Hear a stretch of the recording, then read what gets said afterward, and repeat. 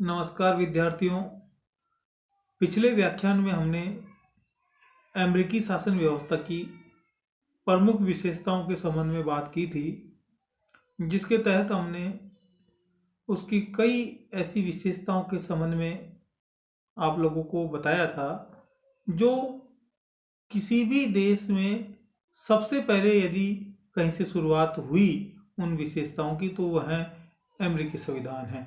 यानी वे कुछ ऐसी विशेषताएं थी जिनकी मौलिक शुरुआत सबसे पहले अमेरिकी संविधान से मानी जाती है। उसी कड़ी के तहत आज हम अमेरिकी शासन व्यवस्था से जुड़ी कुछ अन्य महत्वपूर्ण विशेषताओं, कुछ अन्य महत्वपूर्ण विषयों के संबंध में यहाँ बात करेंगे। तो आइए हम प्रारंभ करते हैं। अमेरिका में शासन के तीनों अंगों के सदस्यों की चयन प्रक्रिया भिन्न भिन्न है। आप लोग ये बात अच्छे से समझ लो कि जो तीन अंग हैं, व्यवस्थापिका, कार्यपालिका, न्यायपालिका, इन तीनों अंगों के जो सदस्य निर्वाचित होते हैं उनकी प्रक्रिया डिफरेंट डिफरेंट है। जैसे प्रत्यक्ष निर्वाचन, परोक्ष निर्वाचन और मनोनयन, यानी तीन अलग अलग मेथड वहां अपनाए गए हैं। न्यायाधीशों का चयन सीनेट के अनुसमर्थन पर किया जाता है। अब यहाँ हम बात करेंगे, देखिए, प्रतिनिधि सदन के सदस्यों एवं सीनेट के सदस्यों का चुनाव प्रत्यक्ष विधि से होता है,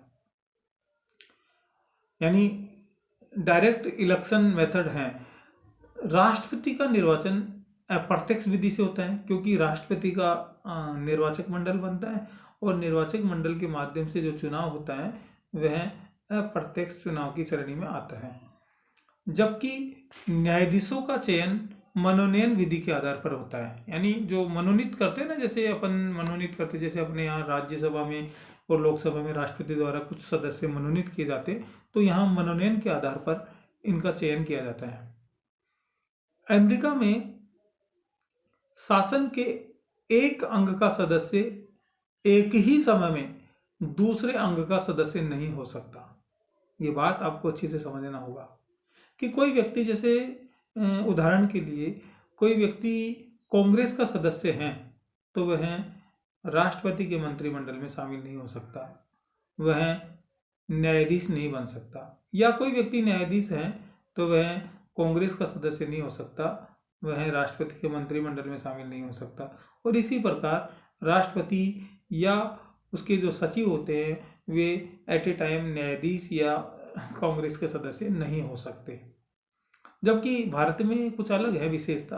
भारत में जैसे कोई व्यक्ति मंत्री होगा, यानी कार्यपालिका का सदस्य होगा, तो उसको अनिवार्य रूप से व्यवस्थापिका का सदस्य यानी संसद का सदस्य होना आवश्यक है, और नहीं है तो 6 माह के अंदर उसे संसद का सदस्य बनना पड़ेगा, अन्यथा उसकी सदस्यता समाप्त मानी जाएगी।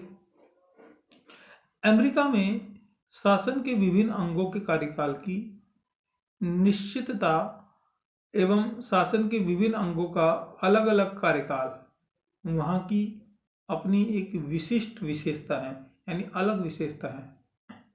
तो ये कुछ ऐसी बातें हैं जो अमेरिका के संविधान में प्रचलित है। जैसे वहाँ शासन के जो विभिन्न अंग हैं उनके कार्यकाल एक तो निश्चित होता है, कि ऐसा नहीं कि उनको बीच में बहुत रेयर, बहुत टफ विधि ऐसी होती है, जैसे राष्ट्रपति का कार्यकाल 4 साल का है। अब यदि उनको कार्यकाल से पूर्व हटाना है तो महाभियोग प्रक्रिया के माध्यम से हटा सकते, इसके अलावा नहीं, किसी भी विधि से नहीं हटा सकते। तो कार्यकाल निश्चित है। और शासन के विभिन्न अंगों का कार्यकाल भी अलग अलग है, जो वहाँ की अपनी विशिष्ट विशेषता है। जैसे मैं आपको बताऊं कि राष्ट्रपति का कार्यकाल 4 वर्ष होता है, सीनेट के सदस्यों का कार्यकाल वहाँ 6 वर्ष होता है, प्रतिनिधि सदन के सदस्यों का कार्यकाल 2 वर्ष होता है। तो ये और न्यायाधीशों के रिटायरमेंट का कोई निश्चित समय नहीं है, वे जब तक अपने आप को पद के दायित्वों का निर्वहन करने के लिए सक्षम समझे तब तक पद पर रह सकते हैं। तो ये अलग प्रकार की विधि अमेरिकी शासन व्यवस्था में प्रचलित है। अमेरिका में शासन के विभिन्न अंगों के सदस्यों के उत्तरदायित्व भी अलग अलग है। अमेरिकी संघीय व्यवस्था। अब यहाँ अमेरिका की संघीय व्यवस्था के संबंध में बात करते हैं। संघ शब्द अमेरिकी शासन संघ शब्द अंग्रेजी भाषा के फेडरेशन शब्द का हिंदी अनुवाद है। ये जो फेडरेशन होता है, देखिए एक तो ये होता है संघ, यूनियन से होता है, यूनियन यानी संघ, और एक होता है फेडरेशन। तो ये फेडरेशन का हिंदी अनुवाद है जो लैटिन भाषा के फोइडस शब्द से बना है, जिसका अर्थ होता है संधि या समझौता। तो ये संघ शब्द लैटिन भाषा के फोइडस शब्द से बना है, और इससे फिर फेडरेशन बन के फिर हिंदी भाषा में इसको संघ बोला जाता है। संघीय शासन व्यवस्था में केंद्र एवं इकाइयों के बीच संविधान द्वारा स्पष्ट शक्ति विभाजन कर दिया गया है। वहाँ क्या होता है कि मैंने आपको बताया था कि वहाँ संघीय शासन व्यवस्था है, वहाँ केंद्र की अपनी सरकार है और प्रांतों की अपनी सरकारें हैं, और इन दोनों के मध्य संविधान द्वारा स्पष्ट शक्ति विभाजन कर दिया गया है, और उनका दायरा तय कर दिया गया है कि ये अंग ये काम करेंगे और ये अंग ये काम करेंगे। उनके विषय निर्धारित कर दिए गए। जैसे अपने यहाँ 3 सूचियाँ बनाई गई है, संघ सूची, राज्य सूची और समवर्ती सूची, और उन सूचियों में उन विषयों को उल्लेखित कर दिया गया है जिनके संबंध में वे कानून बना सकते हैं।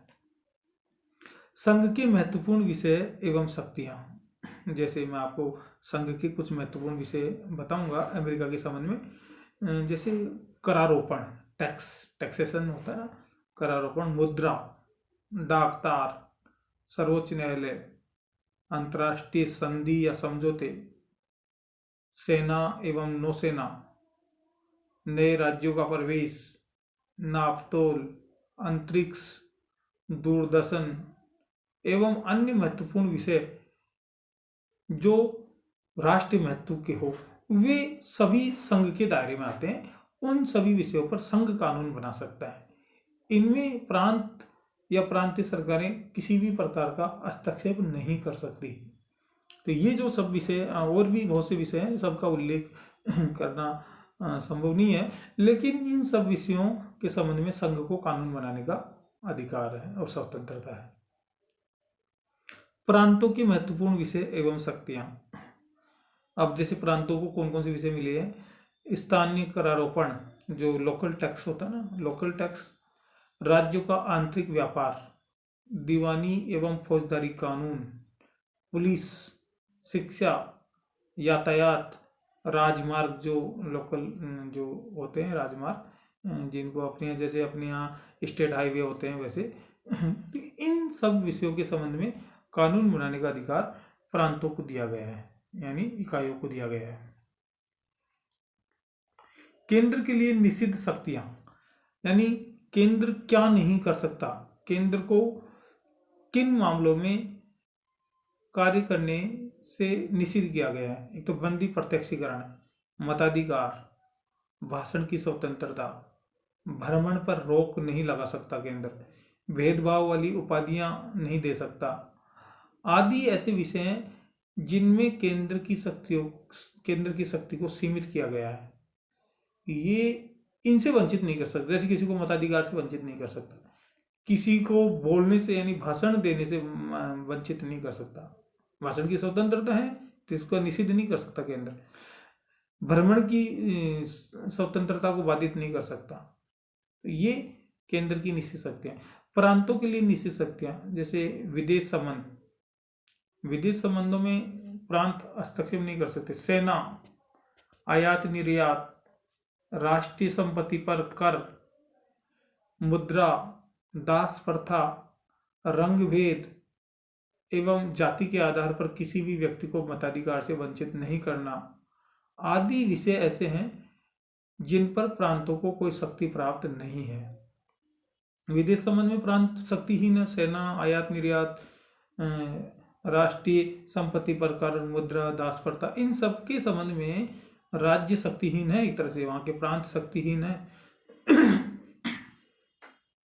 तो ये अमेरिकी शासन व्यवस्था में दोनों की शक्तियों को सीमित कर दिया गया है। दोनों की शक्तियों को एक दूसरे से अलग कर दिया गया है और उनकी शक्तियों को एक तरह से नियंत्रण बनाया गया है उनकी शक्तियों पर कि कोई भी अपने दायरे से बाहर जाकर काम नहीं करे। अमेरिकी संविधान के अनुच्छेद 6 के अनुसार प्रत्येक राज्य के न्यायाधीश संविधान से बाध्य होंगे। ये अमेरिकी संविधान में स्पष्ट उल्लेख है। अनुच्छेद 6 के अनुसार प्रत्येक राज्य के न्यायाधीश संविधान से बाध्य होंगे, यानी संविधान के दायरे में काम करेंगे, संविधान के बियॉन्ड जाकर कोई काम नहीं कर सकते न्यायाधीश भी। राज्यों का संविधान एवं कानून की समस्त बातें जो संविधान के विरुद्ध होगी अवैध समझी जाएगी। जैसे राज्यों का, वहाँ अमेरिका में राज्यों का अपना संविधान है और वहाँ अपने स्थानीय कानून है, लेकिन वे जो राज्यों के संविधान है या कानून है वे संघ के संविधान के विरुद्ध नहीं हो सकते। यानी संघ के संविधान के अगर विरुद्ध होंगे वे तो वे अवैध समझे जाएंगे, शून्य समझे जाएंगे, प्रभावहीन समझे जाएंगे। अमेरिकी संविधान में सर्वोच्च न्यायालय के सिद्धांत को अमेरिकी संविधान में न्यायिक सर्वोच्चता के सिद्धांत को अपनाया गया है। न्यायिक सर्वोच्चता ये होता है ना, जैसे न्यायपालिका सर्वोच्च होती है तो वहाँ न्यायिक सर्वोच्चता के सिद्धांत को अपनाया गया। वहाँ सर्वोच्च न्यायालय के माध्यम से संविधान की व्याख्या एवं रक्षा करने का काम किया जाता है। सर्वोच्च न्यायालय को बहुत महत्वपूर्ण जिम्मेदारी दी गई कि वह संविधान की व्याख्या करे समय समय पर, जहाँ भी कोई कानूनी पेच अटक जाए, और संविधान की रक्षा करे। तो ये अमेरिकी न्यायिक सर्वोच्चता की अपनी विशेषताएं हैं और इससे आगे की बात हम अगले व्याख्यान में करेंगे। मैं समझता हूँ कि आपके कुछ समझ में आया होगा और आपने मेरी बात को ध्यान से सुना, इसके लिए आप सभी को बहुत धन्यवाद।